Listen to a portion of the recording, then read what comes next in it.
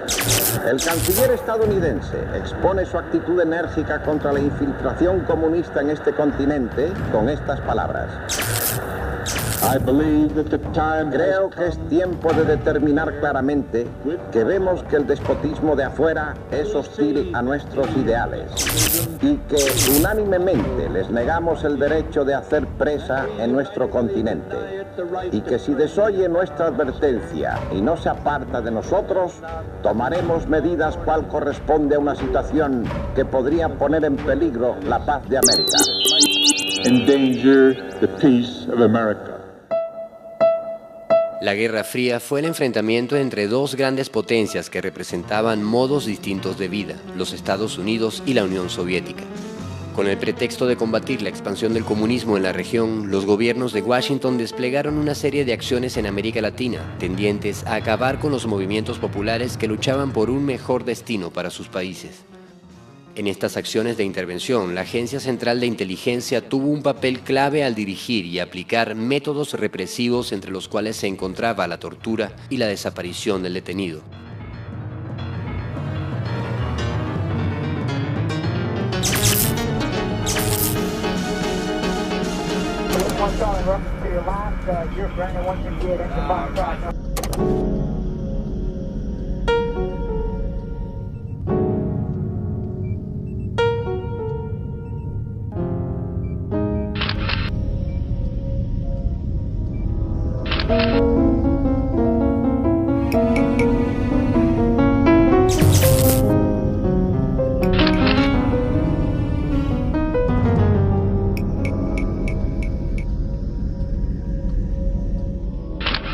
Cuando se habla de desaparición de personas por motivos políticos, suele pensarse en países como Argentina, Chile y Guatemala. Sorprende saber que en Venezuela, durante los años 60 y bajo un régimen supuestamente democrático, más de 1000 personas fueron detenidas y desaparecidas. El fenómeno de los desaparecidos, yo tengo la precisión que ciertamente comienza en Venezuela y que de aquí se exporta. De aquí nace y se exporta, ahora queda mostrado con las cartas secretas del imperio. Existen fosas comunes en el estado de Yaracuy, existen cementerios clandestinos dentro de las pistas de aterrizaje, así como lo hubo en Bolivia, donde los compañeros bolivianos, argentinos y cubanos rescataron al Che. También en las pistas de aterrizaje del Teatro de Operaciones del Tocuyo, por ejemplo, tenemos información de gente de la época, testigos de la época, que allí un cementerio clandestino. Las montañas venezolanas están heridas por el asesinato de sus mejores hijos, de una generación que lo entregó todo por transformar la estructura social de este país. A la caída de la dictadura del general Marcos Pérez Jiménez, que había gobernado el país por 10 años, se abrían en Venezuela las esperanzas de construir una vida en democracia. La historia venezolana entra en una nueva fase. El pueblo venezolano, con decisión y coraje, escogió libremente su camino. Bajo el signo de la convivencia, el entendimiento y la voluntad de servicio, comienza a escribirse la historia de la nueva Venezuela. Una historia que torcería su rumbo cuando los principales líderes conservadores regresaron a Venezuela con un pacto suscrito en Nueva York, que se conocería más tarde como el Pacto de Punto Fijo, una alianza para evitar que algún cambio profundo ocurriera en el país. Rómulo Betancourt llegaría a la presidencia con un cúmulo de promesas que no llegaría a cumplir. El regreso de Rómulo Betancourt demuestra la enorme fuerza que Acción Democrática conserva después de 10 años de clandestinidad. Es una garantía que Acción Democrática le sigue dando al pueblo venezolano. El nuevo riquismo derrochador y rastacuero desaparecerá de las costumbres oficiales. Lo ornamental y suntuario en las obras públicas será radicalmente eliminado. La democracia puntofijista no sería más que un disfraz y la Constitución letra muerta.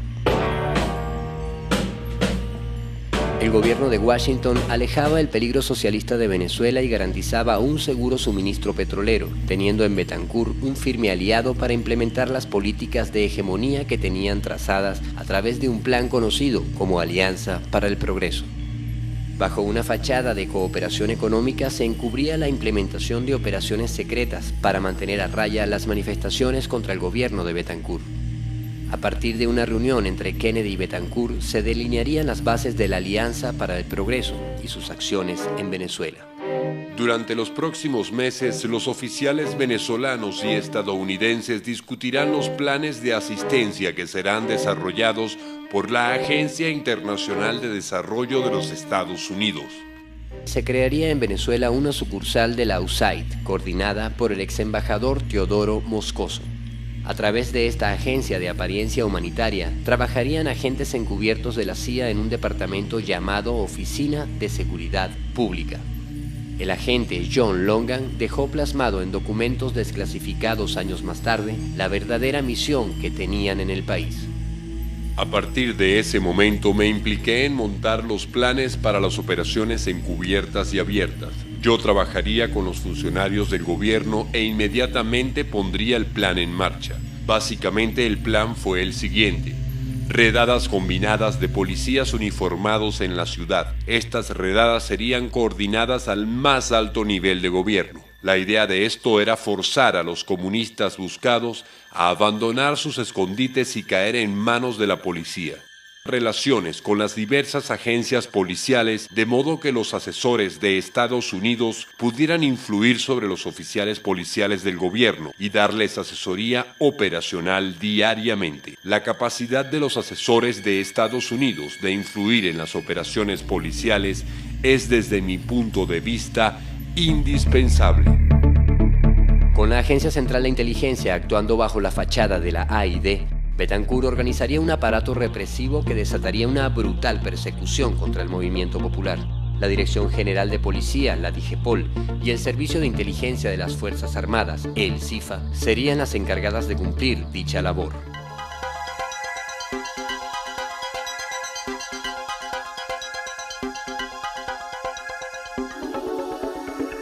Una solicitud de ilegalización de los partidos Movimiento de Izquierda Revolucionaria y Comunista Venezolano, en vista de su actitud insurreccional contra el orden democrático. Con el famoso pacto de punto fijo, hubo una represión feroz contra los estudiantes y contra los obreros. Se decretó pues la lucha armada, conformamos pues la Fuerza Armada de Liberación Nacional. Los intentos de guerrillas muestran otra faceta de la desviación de los extremistas empeñados en aplicar a los problemas venezolanos soluciones importadas de otros países.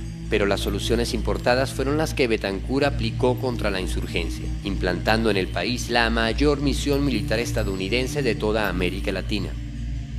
1.100 oficiales venezolanos recibieron instrucción en la Escuela de las Américas y el propio director de seguridad, Carlos Andrés Pérez, entraría a ser parte de la nómina de la Agencia Central de Inteligencia. Caer para ese entonces en manos de la DIGEPOL, en manos del CIFA o en manos de los militares, para ese entonces, yo te digo, era sinónimo de muerte.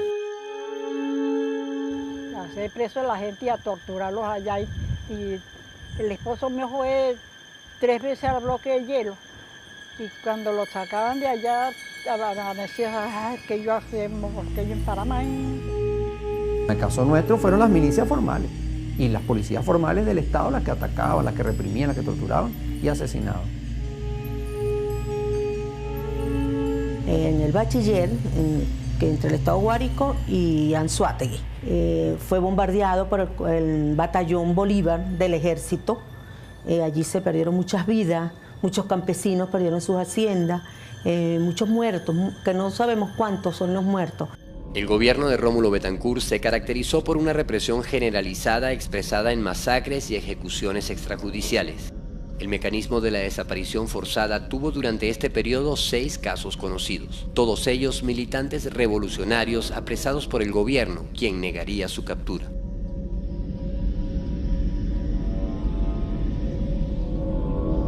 Cuando Betancur termina su periodo presidencial, se inicia el de Raúl Leoni, quien contaría con el aparato represivo de su antecesor para llevar la cifra de desapariciones a más de 1.000 personas. Que la figura de los desaparecidos y la represión más intensa durante toda la lucha política en Venezuela fue con Leoni. Eso hay que señalarlo porque mucha gente cree que con la cara de bonachón que tenía Leoni, ese fue el que introdujo aquí él y Gonzalo Barrio. La represión más violenta y más drástica que ha habido contra el movimiento revolucionario. es de trabajo y de responsabilidad. Y a nosotros, gobierno y pueblo entero, nos toca honrar el compromiso que Venezuela tiene con la historia. A partir del gobierno de Raúl Leoni, la historia de Venezuela incorporaría en sus páginas cientos y cientos de casos de desapariciones forzadas. Una práctica enseñada por el Pentágono y la Agencia Central de Inteligencia a través de escuelas y manuales. Lo que veremos a continuación son solo algunos de esos casos. El comandante Sánchez se fue con el hermano mío y otros 7 guerrilleros más, abriendo vías hacia la zona de los llanos. No conocían bien ese territorio, fueron atacados y tuvieron varios combates, hasta que finalmente ellos salen hacia la carretera buscando hacia Altagracia, Orituco y Paural. Se montan en un carro y lo agarra una alcabala de la Guardia Nacional entrando al pueblo. El siguiente día lo trajeron para la Comandancia General de la Guardia Nacional. Allí tomaron declaración, tanto Trino como mi hermano, tuvieron un solo día. Allí ellos nos informaron, nosotros fuimos también a buscarlo, nos dijeron, su hermano estuvo aquí ayer, pero fue reclamado por la DIGEPOR, vino el comisario Antúnez de la DIGEPOR y se lo llevaron para la DIGEPOR. Es torturado bárbaramente por parte de la DIGEPOR.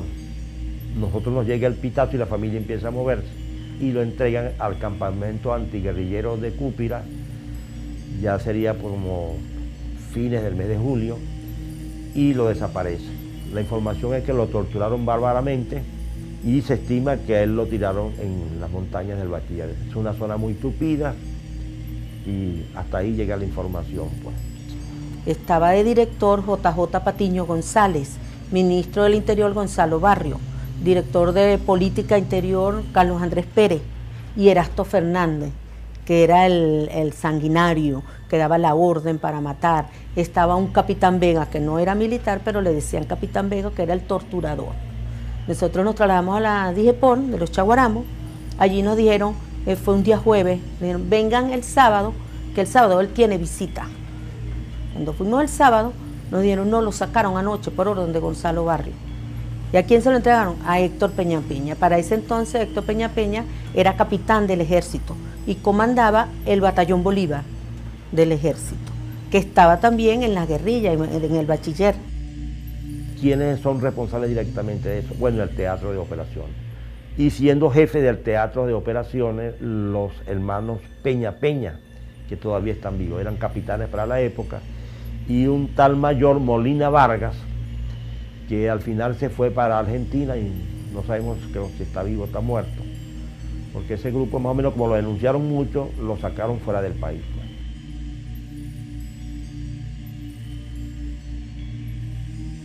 Mi mamá se trasladó a Cúpira y allí fue a ese campamento. En ese campamento se portaron muy amables y le decían, no señora, aquí no lo tenemos, váyase a Barcelona, que en Barcelona está detenido. Mi mamá recorrió Venezuela, fue hasta El Dorado, Maracaibo, buscando a su hijo, y en ninguna parte lo consiguió. Y mi hermana fue la que encontró los restos de Trino Barrio, porque mi hermano no apareció, pero Trino Barrio sí apareció después de 2 años. En Altagracia, Orituco, en la hacienda Los Colorados, dueño de un adeco, Juan Loreto, eso queda un pueblo cerquita de Altagracia, Orituco, allí estaba semienterrado. Y nos dijeron que era mi hermano, entonces mi hermana se trasladó con la compañera de mi hermano, Elvira Arma, y sacaron un cadáver. Mi hermana cuando vio, dijo, no, este no es mi hermano, porque Trino era bajito, y mi hermano tenía puente, y este tenía toda la dentadura. Consiguieron la esposa de Trino Barrio, se hizo ya los trámites legales, fue la PTJ, el médico forense, y sacaron a Trino Barrio, y reposa en el Cementerio General del Sur.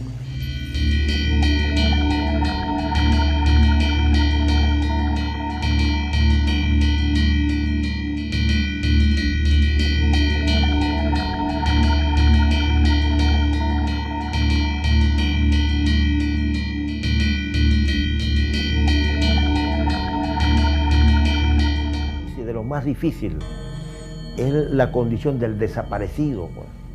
Porque el desaparecido nunca, sobre todo en la madre nunca pierde la posibilidad de que esté vivo, pues. Claro, ya han transcurrido mucho tiempo, pues, pero es una situación angustiosa. Es una situación angustiosa que lo lleva a uno hasta la tumba, se llevará esta situación, pues. Bajo la fachada democrática, las páginas de la historia de Venezuela se llenaron de cientos y cientos de venezolanos víctimas de la desaparición forzada. Mira, mi papá era miembro del Buró Político del Partido Comunista y era el secretario que organizaba todo lo que tenía que ver con el esquema de lucha armada que se desarrolló durante ese periodo, ¿no? Él manejaba todo lo que tenía que ver con la estrategia, conceptualización, finanzas, etcétera, del Partido Comunista, es decir, él el máximo líder de lo que era la Fuerza Armada de Liberación Nacional. Era un hombre sencillo del pueblo, dirigente sindical, luchador siempre, desde joven, se inscribió en el Partido Comunista como a los 17 años. Recuerdo de cuando estaban desapareciendo, habían desaparecido personas y amigas y estaban matando, se quedó pensando un rato y dijo, bueno, es preferible en una situación así, ¿no?, que lo maten a uno, decía él, antes de ser un delator. Esto es la foto que hicieron los presos de la isla de Tacarigua, que llaman también la isla del burro, ¿no? Estaban presos y ya estaba muerto Lovera, y esta foto salió en Élite, en la primera página.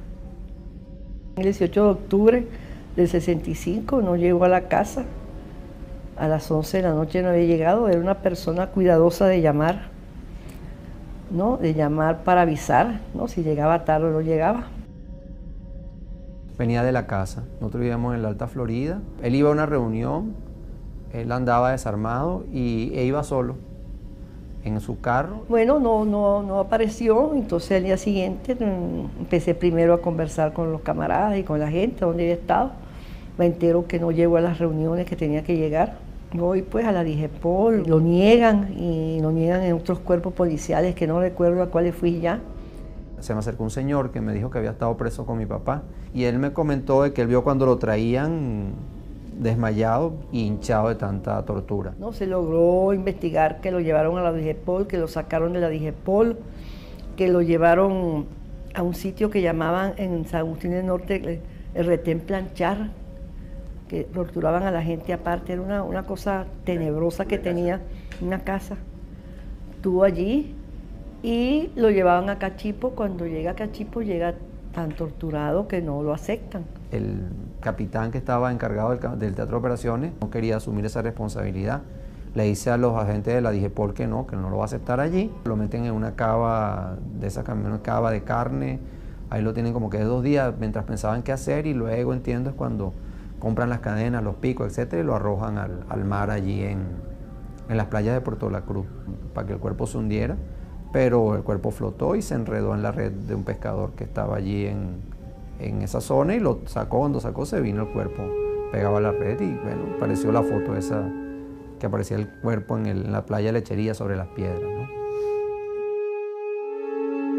¿no? Apareció muerto Lovera, que escuché que un oficial de un cuerpo de inteligencia, yo no, está bien matado, pero está mal, está bien muerto, pero está mal matado.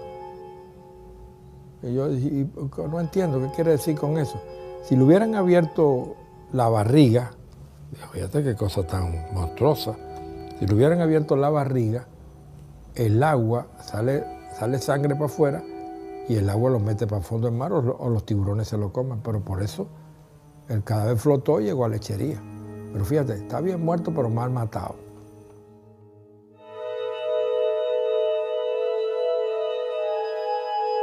Siete días después de la captura y desaparición de Alberto Lovera, le tocaría la misma suerte a Luis Rafael Tineo Gamboa, dirigente campesino. 3 semanas después, a César Burguillos, maestro de escuela detenido por el CIFA. El mismo día desaparecería en Caracas también el dirigente sindical Donato Carmona. Muy responsable, mi papá era un hombre 100% responsable, un sindicalista, maestro de constructor de obras públicas, trabajó un bote de años para obras públicas y ejercía también, trabajaba en el sindicato, formaba parte del sindicato de la construcción. Y lo primero para él eran los estudios de nosotros, y estaba pendiente de los estudios de nosotros como estaba pendiente de su partido. Un hombre, un buen padre, maravilloso padre,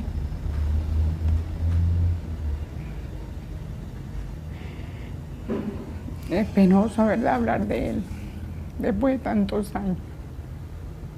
Acaba de tomar posesión Raúl Leoni, cayó preso un día jueves, 9 de septiembre de 1965, hasta la fecha, hasta el día de hoy, que no sabemos qué sucedió con él. Él anduvo conmigo ese día, nosotros salimos como a las 9:30, 10 de la mañana, y anduvo conmigo prácticamente como hasta las 11 de la mañana, que yo lo dejé en la esquina de Sociedad. Y él se fue caminando y yo le dije, papá, ¿y para dónde vas ahora? Y me dijo, no, yo voy a pagar el derecho de frente y de aquí me voy para la casa. Entonces, en la tarde yo andaba para un paseo con unas primas y yo llegué como a las 5 de la tarde. Cuando llego me dice mi mamá, mira, llamaron por teléfono que tu papá estaba detenido, pero nada más dijeron eso y me trancaron el teléfono. Inmediatamente nosotros no hallábamos a quién recurrir. En aquella, tú te cansabas de ir a la prensa. Yo me acuerdo que yo fui a la prensa 100.000 veces y yo esperaba salir en el periódico y nunca. 5 días después de la captura y desaparición de Donato Carmona, es desaparecido Juan Mollejas, director de la Escuela de Bellas Artes. 3 días después desaparecen a Ramón Pasquier. A los 3 meses desaparecen a Juan Ollarves y a su hermano Agustín. El mes siguiente sería desaparecido Víctor Tirado. Continuaría el dirigente sindical Felipe Malaver, detenido junto a Andrés Pasquier. Seguiría Bartolomé Bielma, torturado en un teatro de operaciones igual que Leonel Petit. Higinio Ortiz sería torturado y desaparecería igual que el dirigente sindical Juan Francisco Lugo, José Agustín Petit Colina, Elisaúl Morales, Palermo Ordóñez, Julio Molina, Nicolás Hurtado Barrios. En las guerrillas murió un teniente del ejército y se llamaba Nicolás Hurtado Barrios. Ocupó un lugar en primera línea en el comando de las Fuerzas Armadas de Liberación Nacional. Nosotros supimos la fecha en marzo del 67, el 23 de marzo. Bueno, que Nicolás, mi papá, pues había caído en combate. Nunca se me ha quitado el sentimiento de la pérdida de mi padre, ¿no? Y cuando él muere yo tengo apenas 11 años. Y de los 11 años, yo creo que 9 lo pasé sin estar viviendo con él. Yo creo que fueron 2 que viví con él, que estaba en mi casa, pues. Con mi mamá pasó algo, mi mamá, el dolor que tuvo, la silenció. A los 3 meses de la detención y desaparición de Nicolás Hurtado Barrios, sería secuestrado en Caracas el estudiante de ingeniería y militante revolucionario Alejandro Tejero. Alejandro Tejero era mi hermano mayor, fue siempre una persona muy especial. Mi mamá contaba que desde niño era muy sensible. Eso era una belleza, todos son bellos, pero ese era hasta de niñito, de 5 años, siempre se acordaba de los que no tenían. Desde niñito, yo no sé, una cosa excepcional fue ese muchacho.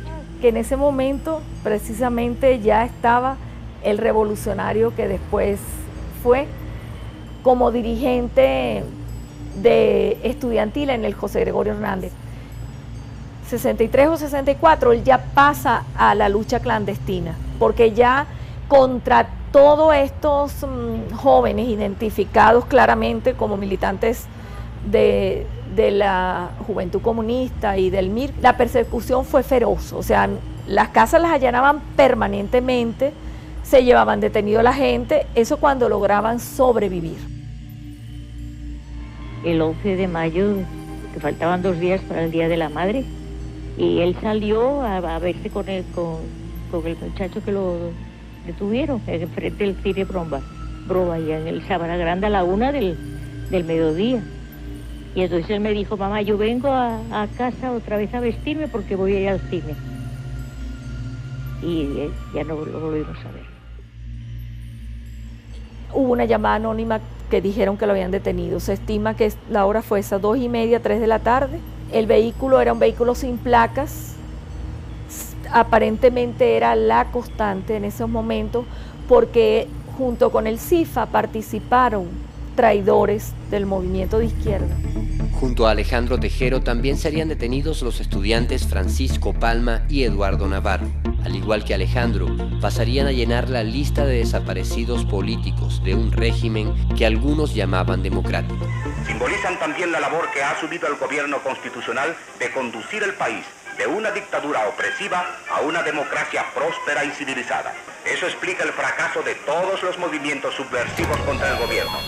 La Agencia Central de Inteligencia produce en el año 1963 una de sus obras más aberrantes, el Manual de Torturas, conocido con la clave secreta KUBARK. Las enseñanzas de este manual fueron puestas en práctica en Vietnam y enseñadas en la Escuela de las Américas a oficiales venezolanos, quienes la aplicarían contra el campesinado para socavar por la vía del terror el apoyo al movimiento guerrillero. En el territorio donde yo vivía, en el estado Lara y límites de Portuguesa, hubo una masacre tremenda en todas esas montañas. Y hubo un caserío en particular llamado El Silencio, que pertenece al estado Lara, pero la forma de entrar era por Portuguesa, donde yo vivía, en Chabasquén concretamente. Y hubo la masacre del Silencio. Allí el gobierno agarró a todo quien pudo, torturó, masacró, hubo presos. Lo sentimos muy cerca por dos razones. Porque todos los campesinos que bajaron torturados y golpeados llegaban a la casa de mi mamá, que era una pensión del pueblo. Pero además porque en el pueblo establecieron un comando antiguerrillero dependiente del TO3, que era el Teatro de Operaciones número 3 del Tocuyo. Entonces el pueblo estaba sitiado prácticamente. La captura y desaparición de campesinos constituye uno de los crímenes perpetrados con mayor impunidad por la acción de los gobiernos puntofijistas. Aldeas arrasadas, torturas, casos de familias enteras que fueron asesinadas por sospecharse su colaboración con la guerrilla. Historias que en la mayoría de los casos nunca fueron denunciadas. Son pocos los registros existentes sobre violaciones a los derechos humanos en el campo venezolano. Pero la labor de investigación de antropólogos como Pedro Pablo Linares y los testimonios de algunos sobrevivientes nos permiten reconstruir parte de esa historia. La captura de campesinos puede darse por muchas vías. Primero, que llegue un caserío y a través de los soplones, que le pagaban 10 bolívares mensual, ellos van diciendo quiénes son los posibles contactos. O sea, con una red de inteligencia local. Lo otro es que en casi todas las salidas y entradas del pueblo había una alcabala. También podían caer. Entonces, formas de caer. Lo llevan al Teatro de Operaciones, bien sea al cuartel Copaguayco o al Comando Urica. Y allí lo someten a interrogatorio a punta de coñazo. Sí, una tortura inmensa. Por lo general, los campesinos no los mataban de manera directa, sino que los golpeaban y los entregaban antes de morir. Pero luego morían en sus casas reventados. Otros los mandaban hacia la zona de la confrontación, hacia la zona guerrillera, y allí en la zona los mataban, que era lo que normalmente sucedía, y entonces decían que murieron en un enfrentamiento, cuando realmente lo que hicieron fue ejecutarlos. Y otros, no sabemos qué procedimientos se usaron porque desaparecieron. Lo que más se recuerda o más se conoce es que lo lanzaban desde helicópteros. Y los planes eran, por ejemplo, la operación larga y final comenzó en el 64 en Falcón y se extendió a Lara.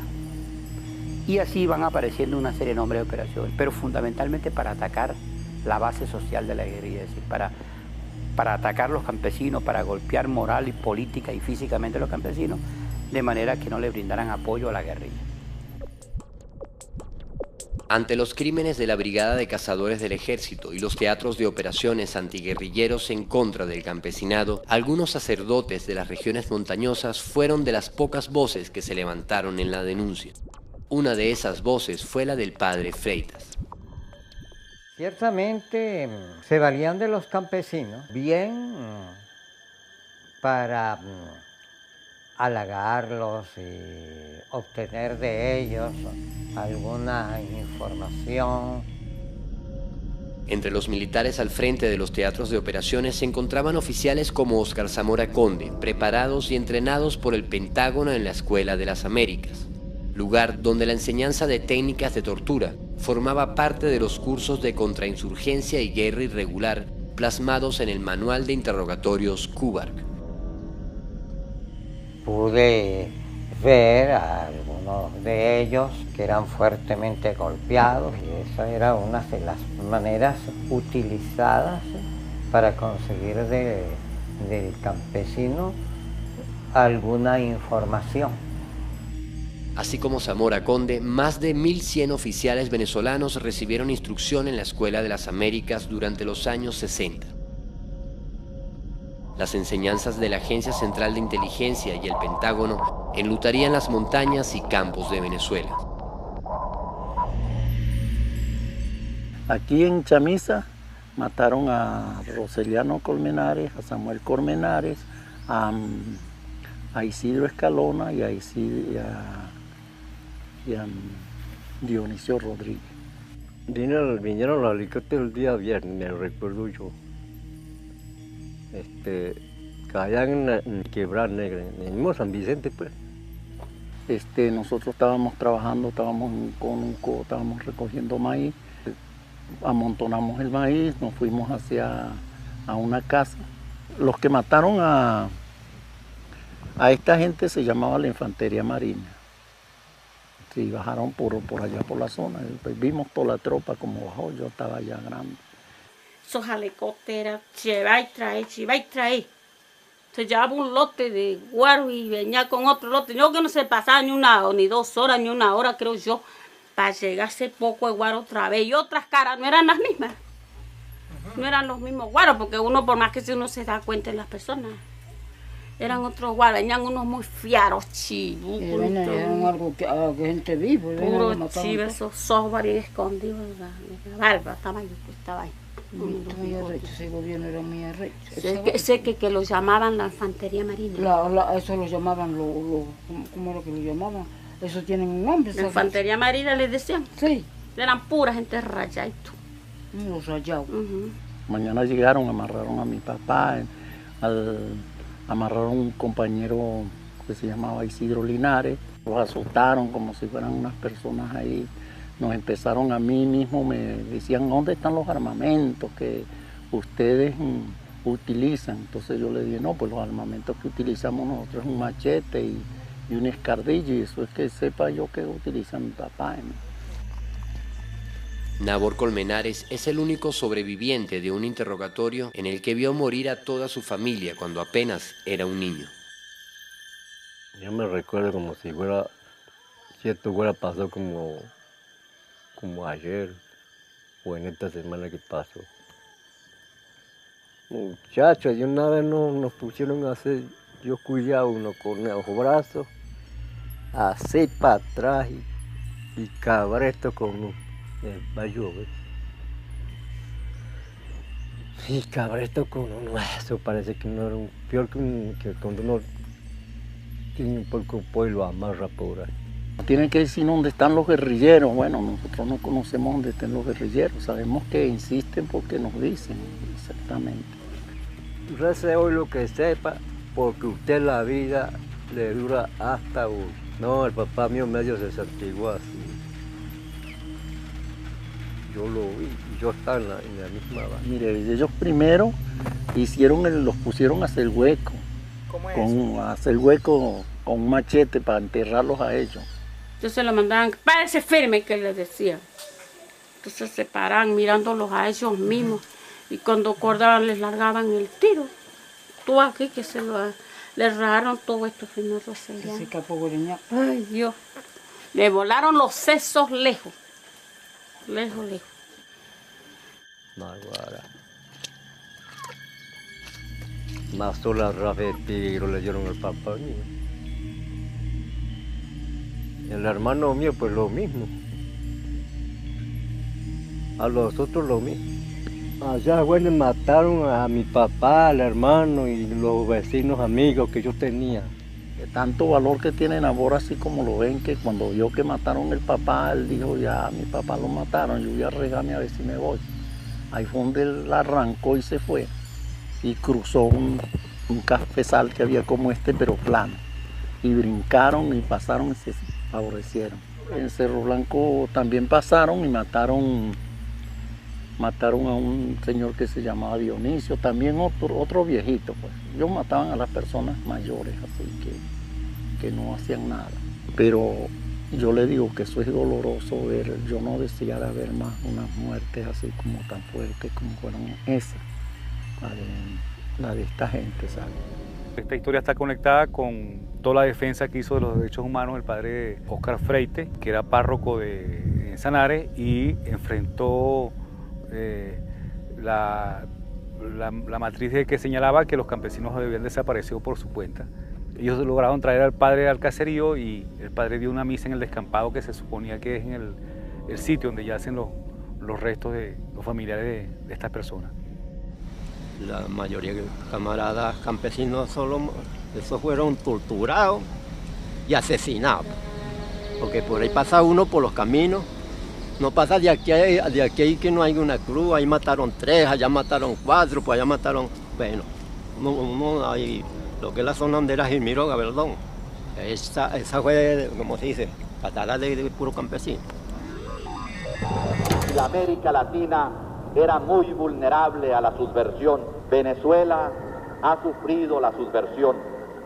Tuvo que combatirla intensamente y logró superarla sin tener que sacrificar la democracia y la libertad. La Constitución de Venezuela, el orden democrático, la libertad, la democracia representativa, principios democráticos, la libertad, la democracia y la libertad. Y cuando me agarraron aquí presa y me sacaron de aquí, me llevaron a Yumare, como una semana detenían en Yumare. Agarraban la bichera corriente y me iban poniendo poquito a poco en el seno, en el piquito de la teta. Ahí me la ponían, de lado y lado. Eso es lo que hacía era hacerme así, hormiguear.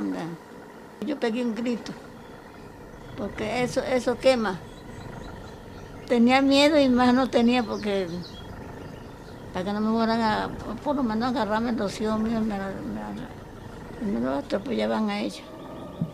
Eso yo lo hacía por los hijos míos.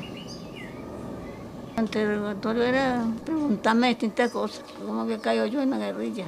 Y yo le dije, yo no soy, porque yo no ando en esto. Me hallan en mi casa y me sacan de mi casa. Tampoco hemos aceptado la idea de que la represión tiene que acompañar al desarrollo. La democracia es una necesidad humana. Nada justifica su sacrificio, ni el de los derechos humanos. Aquí el campesino, aquí había uno, se llamaba Timoteo Colina, y ese, mire, lo asesinaron ahí en Curimagua, una parte que está ahí que se llama El Aitón, no sé si ustedes lo conocen, un hueco profundo que es producto de erupciones volcánicas. ¿Dónde queda El Aitón? Mi nombre es Orlando Figueroa.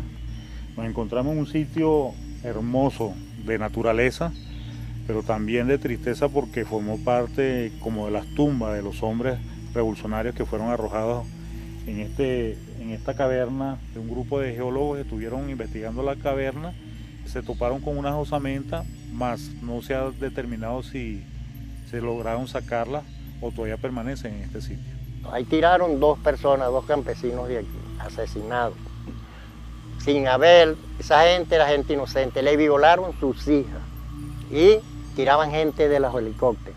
Llegó un helicóptero en la mañanita y nos sacaron los soldados y nos metieron en el helicóptero. Yo dije, ver, ¿quién sabe si en esta pasada lo matan? Porque ya más de una vez, a mí por ejemplo me abrían la puerta para tirarme para abajo para que hablara, porque le abrían la puerta a uno, para que uno hablara.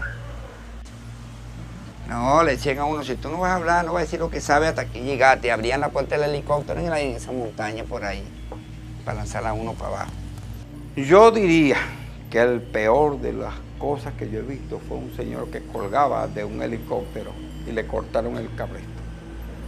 ¿Quién era ese señor? No le puedo decir quién era.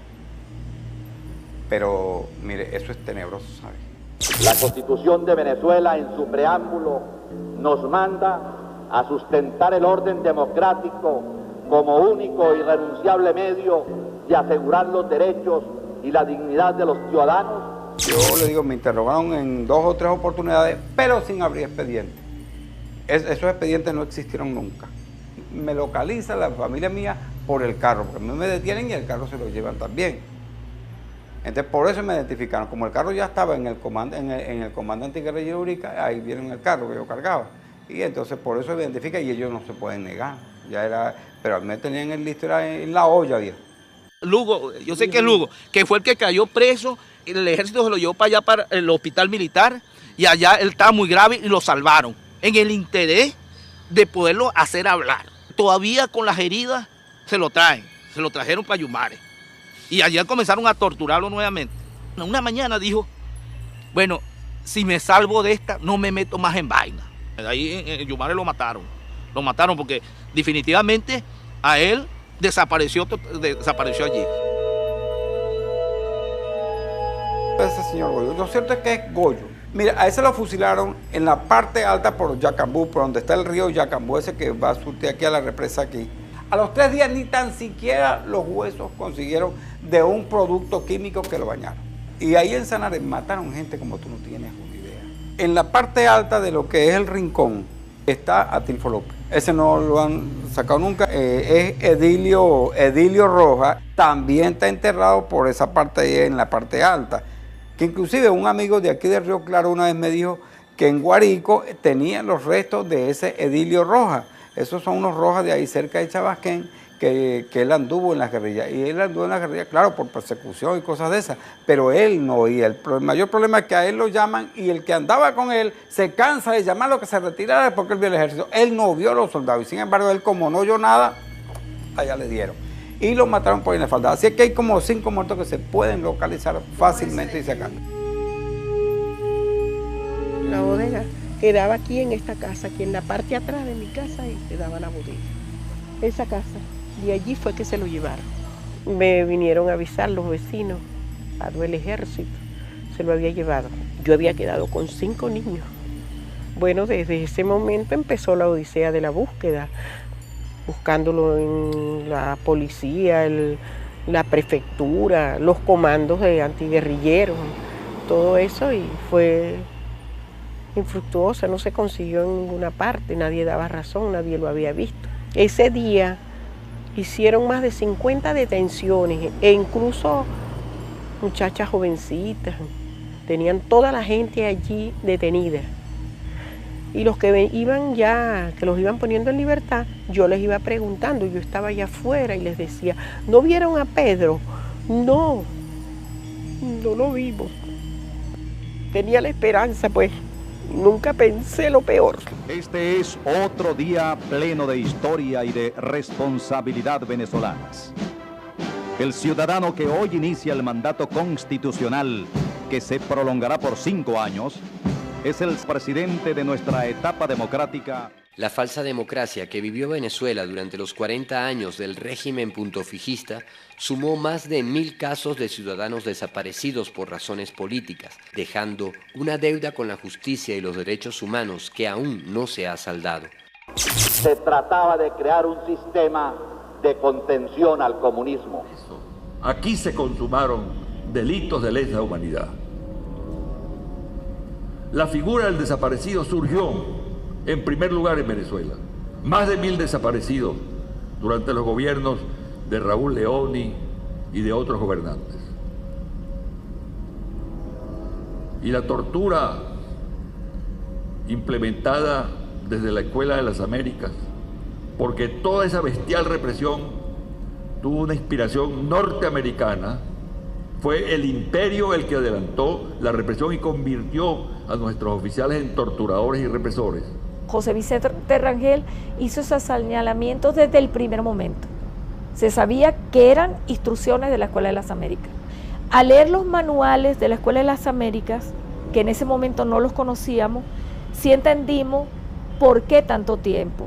Aparentemente, esa es una primera fase en donde los mantienen incomunicados, como para que ellos se vayan desmoralizando, creyendo que no los están buscando. La tortura es psicológica, de no saber en qué día vives, de estar mal alimentado, de creerte abandonado y de ofertas, donde te ponen una y otra. Posteriormente, si ellos no se doblegan en esa fase, ya pasan a la tortura física ya de maltrato. Sacarle las uñas, sacarle los dientes, cuestiones muy dolorosas para irlo doblegando, aspiraban ellos. Se sabe que fueron mecanismos muy sofisticados los que usaron, porque ya ahí eran las enseñanzas de la Escuela de las Américas. Los cuarteles Yo te conocí de los oficiales que yo conocí, de los que eran los asesinos por aquí. Este señor está Isidro Piña Martínez. Ese era el torturador. Ese hombre torturaba y asesinaba gente aquí en el estado Falcón. Creo que en todo el país. El mismo Leoni lo mandó a Estados Unidos, siendo soldado, y lo mandó a Estados Unidos a hacer curso. Y cuando vino de allá de Estados Unidos, el Raúl Leoni se encargó de ascenderlo a teniente sin pasar por nada. Los documentos desclasificados del Pentágono muestran nombres de cientos de oficiales venezolanos que recibieron instrucción sobre guerra irregular en la Escuela de Asesinos del Departamento de Defensa estadounidense, en el mismo periodo en el que comienza el fenómeno de las desapariciones masivas en Venezuela. En la operación de exterminio larga y final del año 65 hubo presencia norteamericana. Los campesinos los vieron a unos hombres grandotes y catires que sabían que no eran los venezolanos por su característica física. Pero hay un testigo de excepción que es un viejo llamado Bernabé Quintero, un hombre que tiene 101 años de haber nacido. Y Bernabé cuenta cómo ellos estaban acantonados en el TO3 del Tocuyo, en el Teatro de Operaciones Urica. Habían 7 transportes aquí de los Estados Unidos. 7 transportes estaban aquí en el Tocuyo, en Lara, echando vaina aquí. Y se los saqué yo a los denuncié y pasaron por delante yo y ninguno me conoció. Porque el que me defendía a mí era el Henry, que estaba ya poniendo cuidado, a ver. ¿Y qué hacían esos transportes norteamericanos aquí? Echando vaina, cazando a los guerrilleros. Iván muere en la zona del Tocuyo, y bueno, y el tiempo va pasando y no hubo ninguna respuesta nunca. Sobre el cadáver no se sabe nada. Por esa circunstancia de la vida, en los Estados Unidos conseguimos una foto de unos guerrilleros muertos. Uno de esos es mi hermano, Iván. Esas fotos eran enviadas a Estados Unidos y allá al tanto tiempo lo desclasifican. Esta es la foto de Iván, de Paramaconic, de Félix Linares, Juvencio Moreno Lucena, Javier José Gómez y Manuel Fuentes. Logramos recuperar la foto, traerla y publicarla. ¿Cómo es posible que una foto que aquí no se consiga, que nunca se supo de ella, entonces de repente aparezca en los Estados Unidos? Discutiblemente militares venezolanos que hicieron un curso en Estados Unidos y después, bueno, se pasaron a la CIA y vinieron aquí a trabajar. Estaba un hombre, un militar, que no era militar venezolano. Es más, yo recuerdo que cuando me llevaban en el helicóptero, él sacó un cuchillo de esos militares. Él no hablaba, quienes hablaban eran los oficiales, ¿ves? Pero el tipo estaba ahí. Pero yo sí desde ellos dije, no, este tiene que ser de los asesores norteamericanos que están aquí en el país, pues. Toda esa represión de los militares procedían por órdenes y bajo la dirección de, hablemos en general, de Pentágono, de los que se ocupaban entonces de Latinoamérica, no para querer su bienestar, sino para mantenerla sometida y dominada. No quisiéramos que en Venezuela volviera un régimen como eso, porque esos regímenes son para ellos nada más. El pobre no tiene parte en eso, y eso es feo, pues. A pesar de 40 años de silencio, indiferencia y gobiernos cómplices, los familiares de desaparecidos en Venezuela han mantenido una firme lucha por la verdad y la justicia. Bueno, el motivo de la lucha de nosotros hoy, mira, es que eso jamás se vuelve a repetir. Que nunca más en ningún país, por lo menos de nuestra América, se vuelva a repetir historias como las que vivimos nosotros en los años 60, vivieron en Argentina en los años 70, en Chile en los 80, hoy en día en Colombia. Estos testimonios, de una u otra manera, pues, tendrán sus frutos, pues. Pero la lucha sigue y la lucha continuamos. Se viene diciendo que esos hechos prescribieron. La respuesta es bien simple. Constituyen delitos de lesa humanidad. Y los delitos de lesa humanidad no prescriben.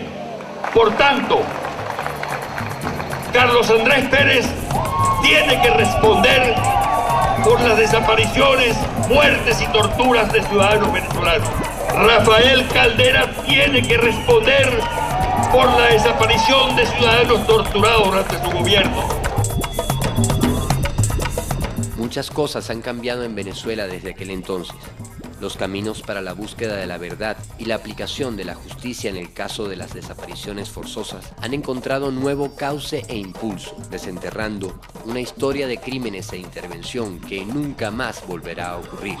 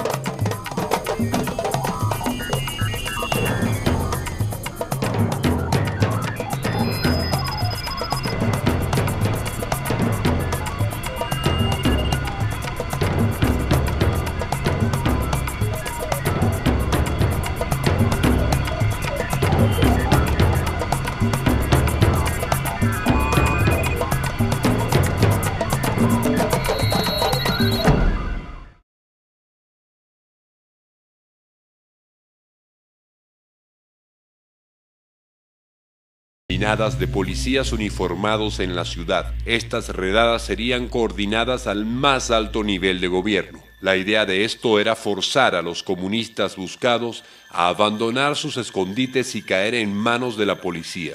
Relaciones con las diversas agencias policiales, de modo que los asesores de Estados Unidos pudieran influir sobre los oficiales policiales del gobierno y darles asesoría operacional diariamente. La capacidad de los asesores de Estados Unidos de influir en las operaciones policiales es, desde mi punto de vista, indispensable. Con la Agencia Central de Inteligencia actuando bajo la fachada de la AID, Betancur organizaría un aparato represivo que desataría una brutal persecución contra el movimiento popular. La Dirección General de Policía, la DIGEPOL, y el Servicio de Inteligencia de las Fuerzas Armadas, el CIFA, serían las encargadas de cumplir dicha labor.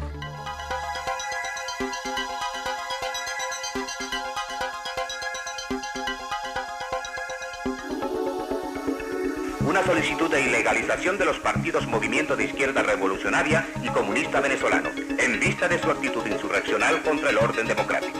Con el famoso pacto de punto fijo, hubo una represión feroz contra los estudiantes y contra los obreros. Se decretó pues la lucha armada, conformamos pues la Fuerza Armada de Liberación Nacional.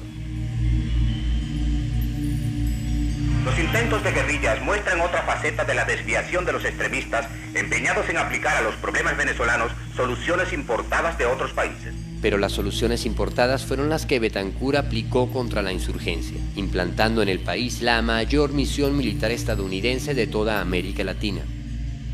1.100 oficiales venezolanos recibieron instrucción en la Escuela de las Américas y el propio director de seguridad, Carlos Andrés Pérez, entraría a ser parte de la nómina de la Agencia Central de Inteligencia.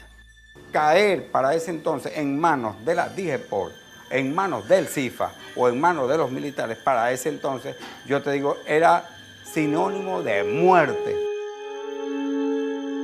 Hacer preso a la gente y a torturarlos allá y el esposo mío fue 3 veces al bloque de hielo y cuando lo sacaban de allá, decía, ¿qué yo hacemos? ¿Qué yo en Panamá? En el caso nuestro fueron las milicias formales y las policías formales del Estado las que atacaban, las que reprimían, las que torturaban y asesinaban. En el bachiller, que entre el Estado Guárico y Anzoátegui, fue bombardeado por el batallón Bolívar del ejército. Allí se perdieron muchas vidas, muchos campesinos perdieron sus haciendas, muchos muertos, que no sabemos cuántos son los muertos. El gobierno de Rómulo Betancur se caracterizó por una represión generalizada expresada en masacres y ejecuciones extrajudiciales.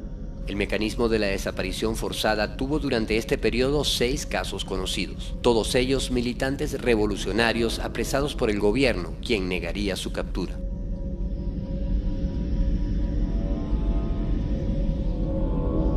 Cuando Bethancourt termina su periodo presidencial, se inicia el de Raúl Leoni, quien contaría con el aparato represivo de su antecesor para llevar la cifra de desapariciones a más de 1000 personas. Que la figura de los desaparecidos y la represión más intensa durante toda la lucha política en Venezuela fue con Leoni. Eso hay que señalarlo porque mucha gente cree que con la cara de bonachón que tenía Leoni, ese fue. El canciller estadounidense expone su actitud enérgica contra la infiltración comunista en este continente con estas palabras. Creo que es tiempo de determinar claramente que vemos que el despotismo de afuera es hostil a nuestros ideales y que unánimemente les negamos el derecho de hacer presa en nuestro continente y que si desoye nuestra advertencia y no se aparta de nosotros, tomaremos medidas cual corresponde a una situación que podría poner en peligro la paz de América. Endanger the peace of America. La Guerra Fría fue el enfrentamiento entre dos grandes potencias que representaban modos distintos de vida, los Estados Unidos y la Unión Soviética. Con el pretexto de combatir la expansión del comunismo en la región, los gobiernos de Washington desplegaron una serie de acciones en América Latina, tendientes a acabar con los movimientos populares que luchaban por un mejor destino para sus países. En estas acciones de intervención, la Agencia Central de Inteligencia tuvo un papel clave al dirigir y aplicar métodos represivos entre los cuales se encontraba la tortura y la desaparición del detenido.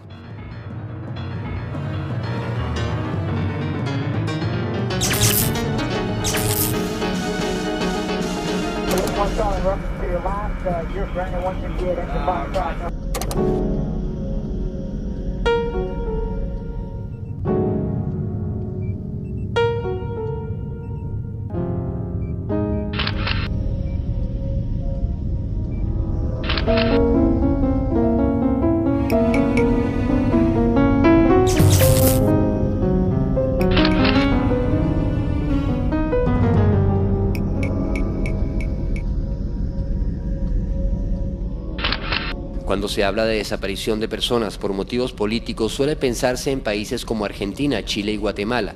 Sorprende saber que en Venezuela, durante los años 60 y bajo un régimen supuestamente democrático, más de 1000 personas fueron detenidas y desaparecidas.